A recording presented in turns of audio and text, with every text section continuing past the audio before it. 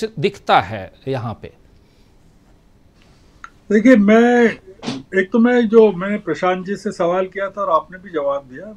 मेरा पूछना केवल ये था कि जो महायुति है उसमें तीन पार्टियां थी, शिंदे और बीजेपी और अजीत पवार। तो उसमें सबसे अच्छा परफॉर्मेंस मैंने ये कहा था कि एकनाथ शिंदे की पार्टी का रहा है।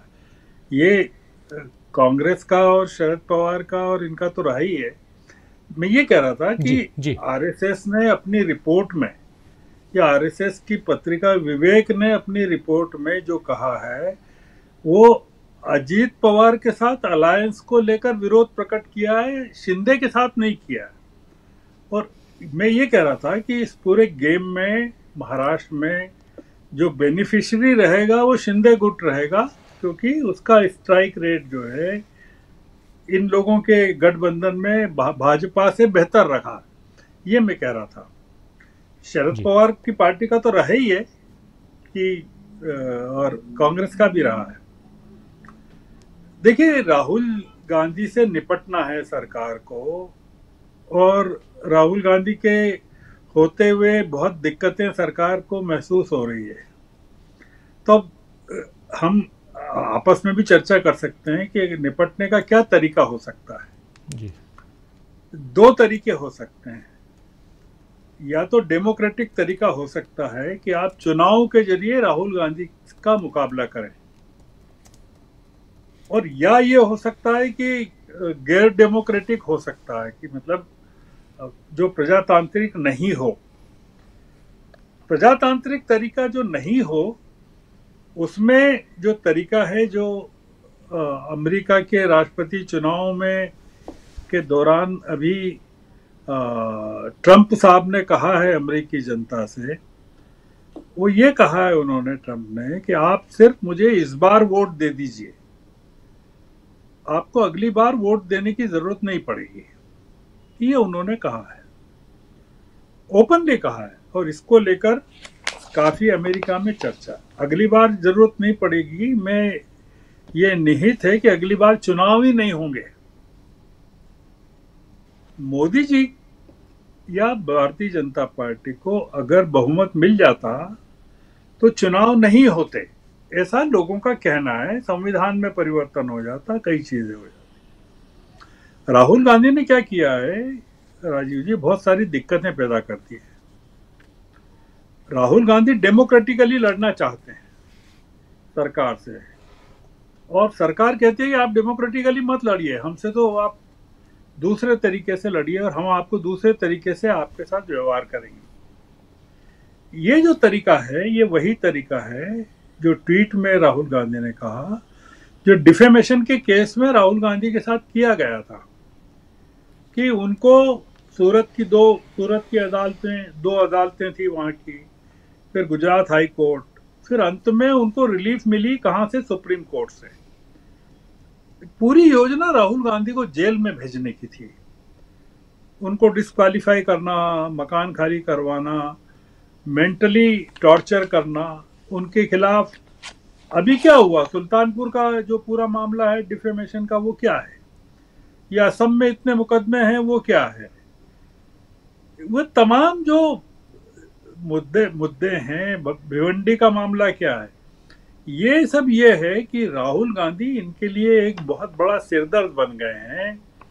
और वो स्थिति ये हो गई है कि देश की स्थिति कि राहुल गांधी को अगर एक खरोच प्राकृतिक तरीके से भी आ जाए तो लोग उसमें 100 तरह की बातें करने लगेंगे कि इसके पीछे षड्यंत्र है।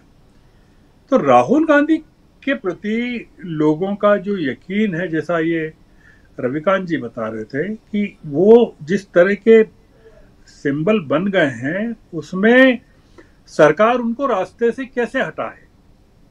अब उसका यही तरीका हो सकता है जो मोदी जी ने कहा है, कई बार कहा है, कि ये हजारों करोड़ रुपए की हेराफेरी के मामले में जमानत पर है। जो उन्होंने कहा, उन्होंने दो चीजें कही कि हजारों करोड़ रुपए की हेराफेरी के मामले में जमानत है, पहली चीज उन्होंने कही।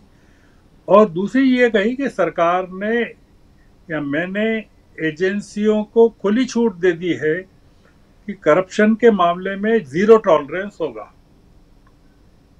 अब आप इन दोनों चीजों को मिलाकर जो राहुल गांधी का ट्वीट है उसको पढ़िए कि ईडी की जो कार्रवाई है अगर वो होते होते रुक गई उनके ट्वीट के कारण, या वो ट्वीट नहीं होता और कार्रवाई हो जाती, तो फिर उसके क्या परिणाम होते हैं।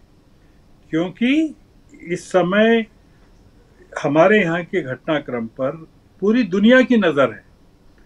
मतलब अगर आप देखें कि पाकिस्तान में इमरान खान के खिलाफ जो कार्रवाई हुई कि उनसे चुनाव पूरा का पूरा जीता हुआ छीन लिया गया, तो अभी लेटेस्ट एग्जांपल दूं मैं आपको, आज का वेनेजुएला का जो चुनाव है, वहां जो विपक्ष ने जीता उसको हारा हुआ घोषित कर दिया गया विपक्ष को, और अमेरिका और यूरोप के तमाम देश जो हैं वो विपक्ष के साथ खड़े हुए।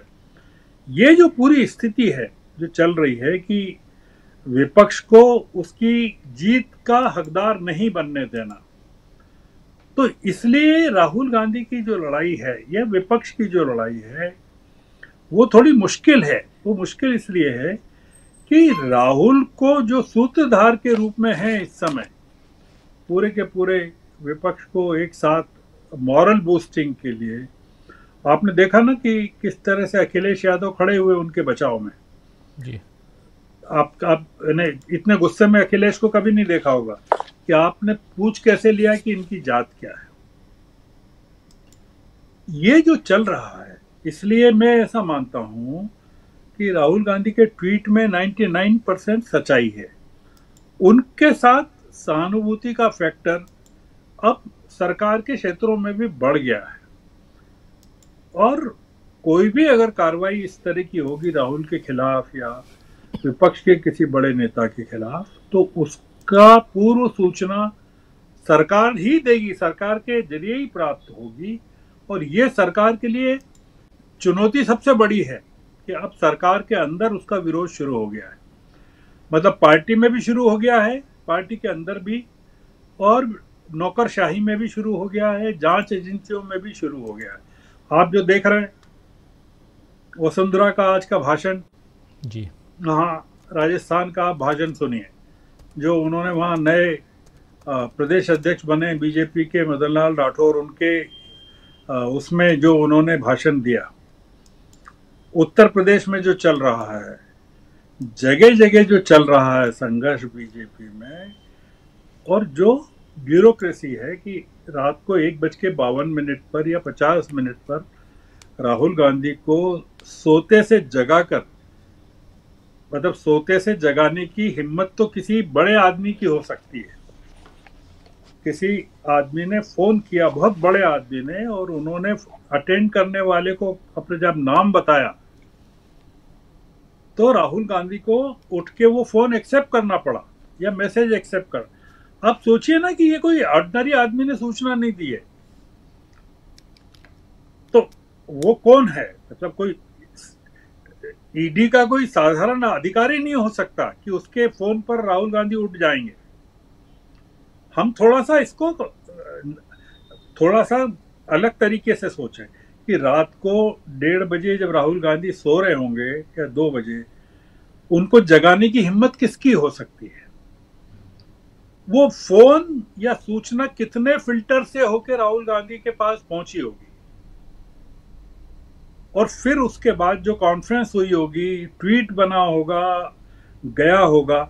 हमको उसमें सोचना चाहिए कि ये एक बड़े मंथन के बाद, एक बड़ी सोच के बाद वो ट्वीट निकला है। इसका मतलब ये कि जो सूचना आई है वो किसी बड़े सोच से आई है, और उसके कारण सरकार हिली हुई है कि अगर विपक्ष के सबसे बड़े नेता के खिलाफ कार्रवाई अगर एक्सपोज हो सकती है, तो फिर सरकार में या सरकार की एजेंसियों में कुछ भी चीज अब गोपनीय नहीं रही। तो ये जो चल रहा है, आप इसको इस तरह से देखिए कि राहुल गांधी को लेकर चिंता का जो दायरा है वो कितना व्यापक है। आप इस तरह से सोचिए जी कि अगर उनको कुछ हो जाता है या गिरफ्तार होते हैं या ईडी की छापा पड़ता है, तो अब ये 2022 वाली बात नहीं बची कि ईडी दिल्ली में सोनिया गांधी और राहुल गांधी दोनों को बुला के 20-20 घंटे 22-22 घंटे पूछताछ करे। 2 साल में पूरा का पूरा मामला बदल गया है। 7 सितंबर 2022 जब राहुल गांधी ने कन्याकुमारी से पहला कदम आगे बढ़ाया, और अभी 7 सितंबर आना बाकी है 2024 का। जी इन 2 सालों ने पूरे देश की तकदीर बदल दी है। तो इसलिए आपका जो सवाल है कि ट्वीट को लेकर, उसमें बहुत सारी चीजें हैं। उसको नागरिक जब सोचेंगे तब पाएंगे कि ये बहुत छोटी चीज नहीं है। जी ये एक जैसे कहते हैं ना कि कोई क्रांति हो रही थी, कोई कू हो रहा था और उसको समय रहते एवर्ट कर दिया गया, ये उस तरह की बात है। जी बिल्कुल बिल्कुल, आप सही कह रहे हैं गर्ग साहब, क्योंकि ये जो ट्वीट है इसके बहुत मायने हैं और ये ट्वीट